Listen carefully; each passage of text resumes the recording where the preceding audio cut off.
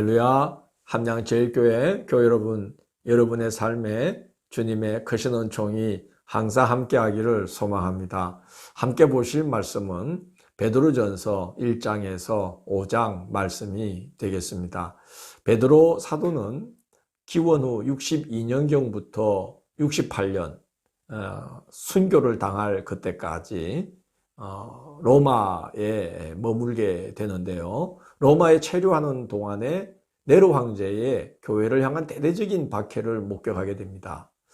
그래서 이제 교회를 향한 박해가 로마 제국 전역으로 확산될 것을 예상하면서 지금도 박해 중에 있지만 앞으로 더 큰 박해를 직면하게 될 교회를 위해서 서신을 기록하게 되었습니다.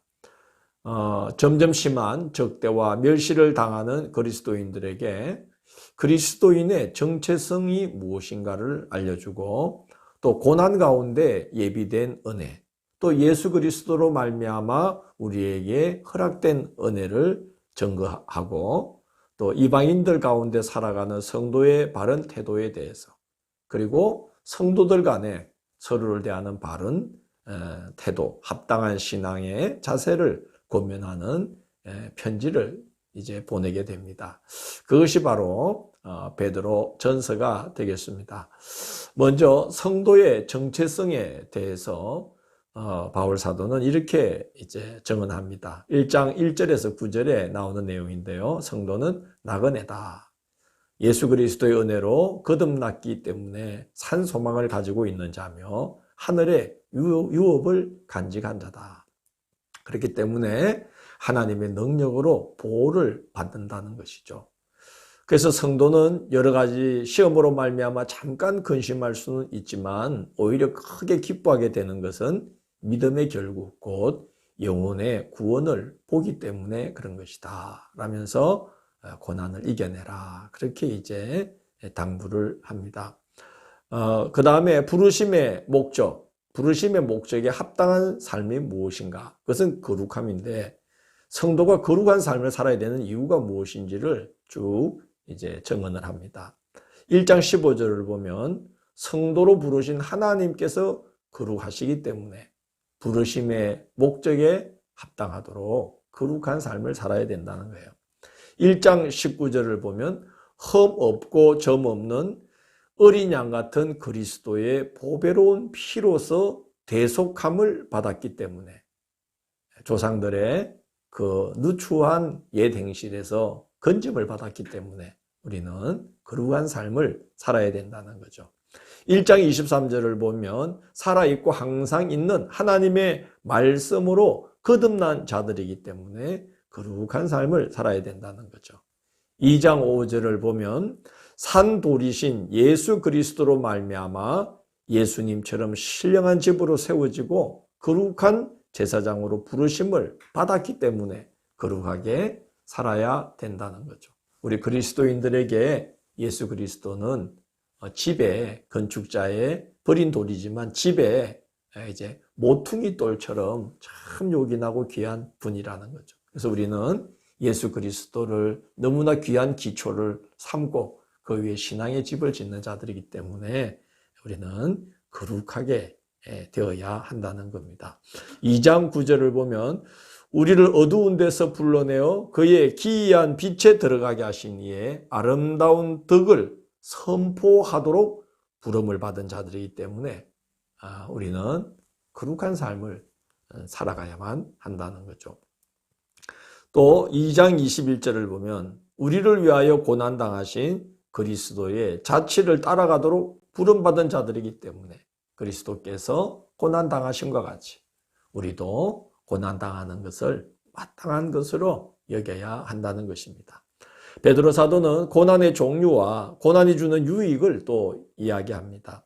2장 19절에서 21절을 보면 고난의 종류를 이렇게 이야기합니다. 첫째는 부당하게 당하는 고난이 있다는 거예요. 애매한 고난이죠.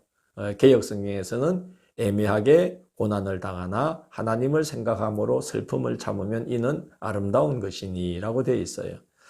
부당한 고난을 당하지만 하나님을 생각함으로 슬픔을 참아내면 아름다운 일이라는 거예요. 두 번째는 죄로 인해 매를 맞는 고난이 있다는 겁니다. 이는 아무 칭찬이 없겠죠. 죄로 인해서 매를 맞는 고난은 그것은 유익이 없는 고난이라는 거죠. 세 번째는 선을 행함으로 당하는 고난이 있다는 겁니다.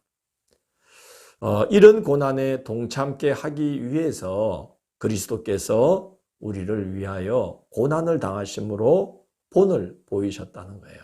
그래서 우리도 선을 행함으로, 예수 그리스도처럼 선을 행함으로 고난을 당하게 되면 이는 하나님 앞에 아름다운 일이다. 그렇게 말하고 있습니다. 그리고 고난의 유익에 대해서 여러 가지로 이제 말을 합니다. 3장 14절을 보면 의를 위하여 고난을 받으면 복이 있는 자다.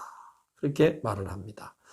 3장 18절을 보면 그리스도께서도 의인으로서 불의한 자를 대신하여 죽임을 당하셨다는 거예요. 의로우신 분이지만 고난을 당하셨다는 거예요. 그러나 그럼으로써 우리가 하나님 앞으로 인도함을 받게 되었다는 거죠. 그래서 우리도 그 본을 받아서 우리가 이렇게 고난을 당할 때에 우리가 그 고난 당함을 통하여 그리스도의 아름다운 덕을 우리가 나타낼 수 있게 되는 것이고, 그럴 때 우리도 주님처럼 사람들을 하나님 앞으로 인도하게 되는 그런 귀한 자들로 쓰임받을 수가 있는 것이죠. 4장 1절 2절에서는 고난의 유익을 이렇게 이야기합니다. 육체의 고난을 받은 자는 죄를 그치게 된다는 거죠. 그래서 사람의 정욕을 따라 살지 않고 하나님의 뜻을 따라 육체의 남은 때를 살게 하려고 고난을 주신다는 거예요. 그러면서 베드로 사도는 4장 3절에 보면 이제 우리가 이방인으로 있을 때처럼 육체를 따라 사는 것은 지나간 때로 족하다. 옛날에 그만큼 죄를 짓고 살았으면 충분하다는 겁니다. 우리가 거룩한 삶으로 부름받은 우리가 이방인으로 있을 때와 같은 그런 누추한 삶으로 되돌아간다는 건 이건 정말 있었으면 안 될 일이다 하는 것이죠. 베드로 사도는 우리는 고난을 이길 수 있다라고 권면합니다. 4장 12절 13절을 보면 너희를 연단하려고 오는 불시움을 이상하게 여기지 말라 그렇게 이야기합니다. 이제 벌써 베드로 사도는 제국 전역으로 그 로마 시내에 있는 로마의 교회들을 향한 박해가 제국 전역으로 퍼질 것을 직감하고 이제 바울이 지금 서신을 보내고 있는 그 지역의 교회 성도들에게 연단하려고 오는 불시험을 이상하게 여기지 말라. 그건 연단하려고 오는 고난이라는 거죠. 그래서 그리스도의 고난에 동참하는 것으로 알고 즐거워해야 한다는 거예요. 우리가 그 고난을 이길 수 있는 이유는 4장 14절에 보면 영광의 영, 곧 하나님의 영이 너희 위에 머물러 계실 거라는 거예요. 그래서 고난을 이기게 하나님이 도우신다는 겁니다. 4장 19절을 보면 고난 중에 너희의 영혼을 미쁘신 창조주께 의탁하라. 그렇게 권면합니다. 하나님을 미쁘신 창조주다. 이렇게 표현하고 있습니다. 미쁘다는 말은 믿음직스럽고 신실하다는 거예요. 그러니까 우리 하나님은 믿을 만한 분이라는 거예요. 그 하나님께 고난 중에 영혼을 의탁하라. 그렇게 이제 당부하고 있습니다. 5장 10절을 보면 모든 은혜의 하나님께서 고난당한 너희를 친히 온전하게 하시며 굳건하게 하시며 강하게 하시며 털을 견고하게 하실 것이다. 그러니까 고난 중에 염려하지 말라는 거죠. 이기게 해주신다는 겁니다. 그리고 베드로 사도는 이제 성도의 합당한 삶, 서로를 어떻게 대해야 되는지를 이제 여러 모습으로 권면합니다. 첫째는 사환들에게 이렇게 부탁합니다. 2장 18절을 보면 범사에 두려워함으로 주인들에게 순종하되 까다로운 자들에게도 그러하라. 그렇게 부탁합니다. 함께 신앙인이 되고 함께 한 교회를 다니게 되어서 서로 복음으로 사랑하라 하는 이 권면을 받으면서 그렇다고 해서 자기의 사회의 어떤 직책이 사환이라는 걸 잊지 말고 깍듯하게 주인된 자에게 잘 대해야 된다는 거죠. 그게 성도다운 모습이라는 거죠. 아내들에게는 3장 1절을 보면 남편에게 순종하라고 당부합니다. 말씀에 순종하지 않는 남편일지라도 아내의 행실로 말미암아 구원을 받을 수가 있다는 거죠. 그래서 사라가 아브라함을 주라고 부르면서 깍듯하게 대했듯이 아내들은 그렇게, 그리스도인 아내들은 그렇게 남편을 대해야 된다는 거죠.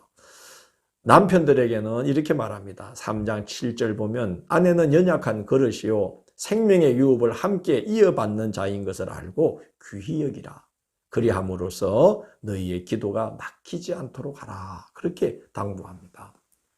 기도를 막 백날해도 아내를 함부로 대하고 아내 마음에 상처가 있게 하면 기도가 막힌다는 거예요.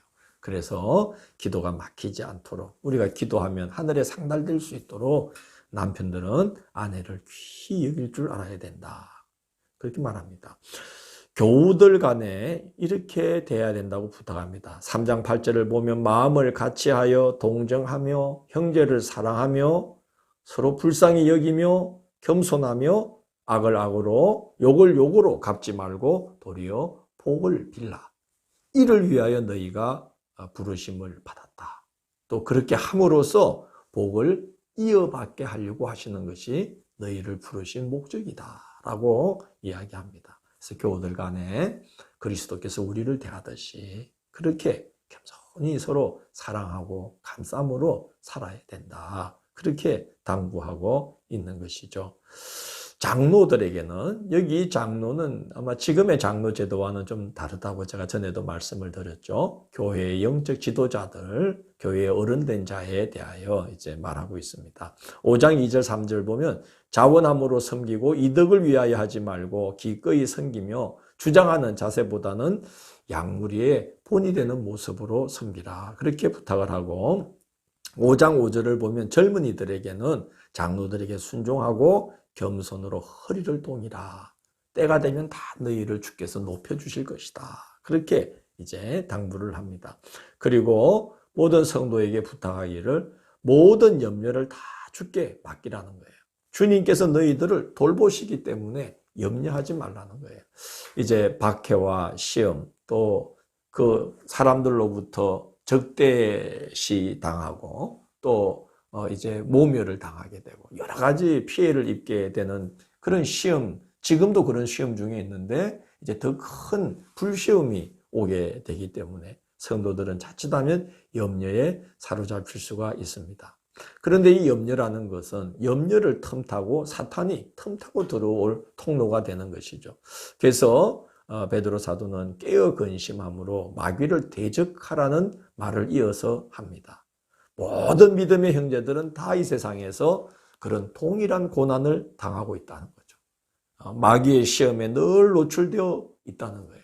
그래서 환난과 박해와 시험 중에도 절대로 염려하지 마라. 그러면 마귀가 틈을 타게 된다는 거예요. 그래서 모든 염려를 다 주께 맡기라. 그렇게 당부를 합니다. 그게 시험 중에 시험을 이기는 비결 아니겠습니까? 그때나 지금이나 우리 신앙의 여정은 고난을 이기면서 하나님의 뜻을 받드는 길이라는 생각이 듭니다. 시험이 없을 수는 없는 것 같습니다. 우리는 시험을 이길 강한 믿음 얻기를 기도하고 오늘 베드로 사도의 권면처럼 고난이 우리에게 참으로 귀한 유익이 될 수 있다는 것을 알고 고난 중에 우리 영혼을 미쁘신 주께 의탁하면서 이겨나가시고 그러므로 말미암아 그리스도의 그 덕이 고난 중에도 널리 선포될 수 있는 그런 복된 그리스도의 삶을 이루어 가시기를 원합니다. 기도하겠습니다. 주님 감사합니다.